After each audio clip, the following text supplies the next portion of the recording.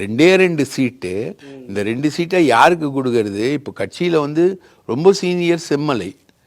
அவர் வந்து எடப்பாடி கிட்ட வந்ததுனால ஓபிஎஸ் கிட்ட இருந்தவர் எடப்பாடி கிட்ட வந்தார். அவர் அதனால நிறைய பாதிக்கப்பட்டார். எடப்பாடி அவருக்கான இம்பார்ட்டன்ஸ் எதுவுமே தரல. எடப்பாடியும் துரோகமும் வந்து புதுசாக கிடையாது. சசிகலாவுக்கே துரோகம் பண்ணவர், ரைட்டுங்களா?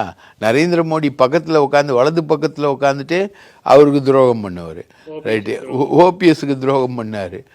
இப்போ வந்து வராரு. அதனால் செம்மலை வந்து அவருக்கு சீட்டு கேட்குறாரு. அவர் கட்சியில் சீனியர், அவருக்கு சீட்டு கொடுக்கணும். அதுவும் வந்து தொங்கலில் தான். இப்போ யார் இப்போ அந்த வழக்கறிஞர் இன்பதுரை சவுத்தில் வந்து ஒரு முக்கியமான ஆட்களுக்கு கொடுக்கணும் அப்படின்னு வரும்பொழுது இன்பதுரைக்கு ஒரு ப்ரிஃபரன்ஸ் வந்து அவருக்கு எந்த மாதிரி கணக்கில் கொடுக்குறாங்க? அவர் வழக்கறிஞர், அவர் வந்து நாடார், திருநெல்வேலி கன்னியாகுமரி அந்த பெல்ட்டில் வரக்கூடிய நாடார் அவர். அதனால் அவருக்கு கொடுக்குறாங்க இன்பதுரைக்கு, ரைட்டுங்களா? இங்கே வில்சனுக்கு கொடுத்தாங்களே, அதனால் இன்பதுரைக்கு இங்கே அப்படின்ற மாதிரி ஒரு கணக்கில் வராங்க. இப்போ தேமுதிக ஒரு பக்கம் வந்து அவங்க வேற ஒரு போர்க்கொடி தூக்கிட்டு இருக்காங்க. அது இப்போ இவங்களுக்கு தேமுதிக கொடுக்கலன்னு வச்சுக்கோங்களேன், அடுத்து வர சட்டசபை தேர்தலில் வந்து அவங்க இந்த ஏடிஎம்கே கூட்டணியில் இருப்பாங்களா? அவங்க ஏடிஎம்கே கூட்டணியில் தான் இருப்பாங்க, அதில் மாற்று கருத்துலாம் இல்லை. அடுத்த முறை ராஜ்யசபா வரும்போது நான் தரேன்னு சொல்லிட்டு ஏமாற்றிடுவாங்க. சசிகலாவுக்கே அல்வா கொடுத்தவர் தேமுதிகவுக்கு நான் எழுதப்பட்ட ஒப்பந்தத்தை மீறி அல்வா கொடுக்க மாட்டாரா? நான் கொடுப்பாரு. எல்லாம் அல்வா தான்.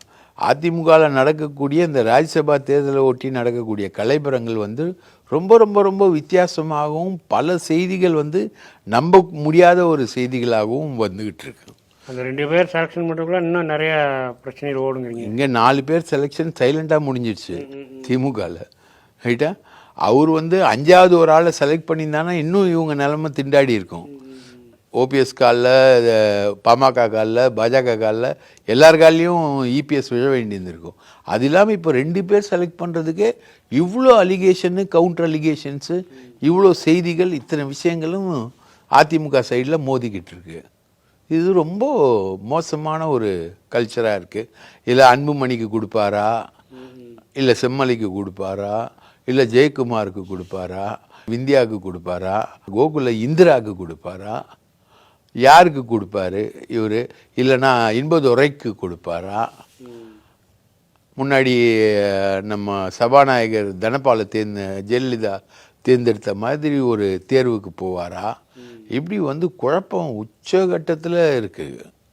இங்கே அதிமுக ஓட நெகோசியேஷன்ஸில் இருக்குன்னு தான் நமக்கு தெரிய